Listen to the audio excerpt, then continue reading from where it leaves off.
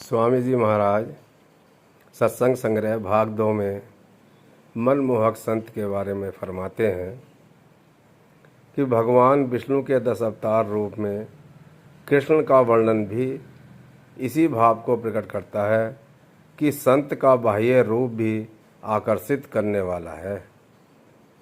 प्रभु की आकर्षक धाराओं से वह साधक को आकर्षित करता है।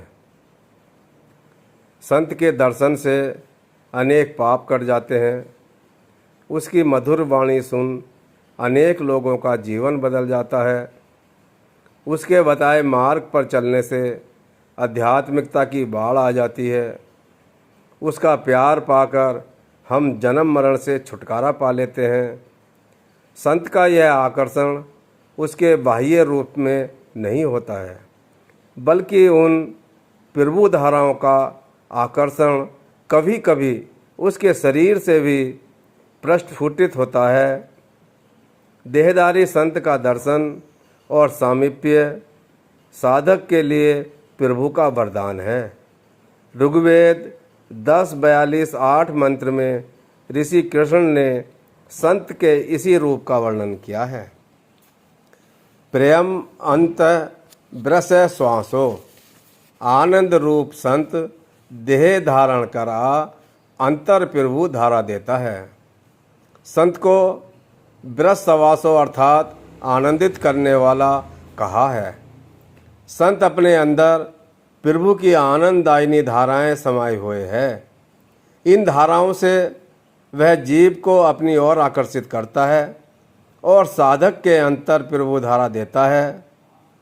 यह ध्यान रखने की बात है कि संत हमें जो देता है वह हमें साधना में देता है और साधना में प्रभु धाराओं को देकर उनसे सब कुछ प्राप्त कराता है। संत का कार्य जीव को अपनी ओर आकर्षित करने से प्रारंभ होता है। अतः देहधारी समकालीन संत ही इस कार्य को कर सकता है। देहधारी वैभवशाली संत दीप्त धारा दे साधक को नियंत्रण करता है। संत प्रभु धाराएं युक्त होने से वैभवशाली है। वह सब प्रभु वैभव का स्वामी है। प्रभु के घर में वही प्रभु का कारिंदा है। परमात्मा जो कुछ भी करता है संत के द्वारा ही करता है। संत से अलग परमात्मा जीवों के लिए कुछ भी नहीं करता। संत अंतर्निहित ज्योति धारा से साधक का नियंत्रण करता है। संत इसी प्रकार जीव का मार्गदर्शन करता है। सुनवते वहती भूरी बामम, देह धारा संत सतत प्रवाहित धारा साधक को देता है। साधना की सारी पद्धति जीव के किए गए कर्मों को समाप्त करने के लिए है। जब तक पिछले अनेक जन्मों में सिंचित एक एक कर्म समाप्त नहीं हो जाता, जीव को जन्म मरण में आना पड़ता है।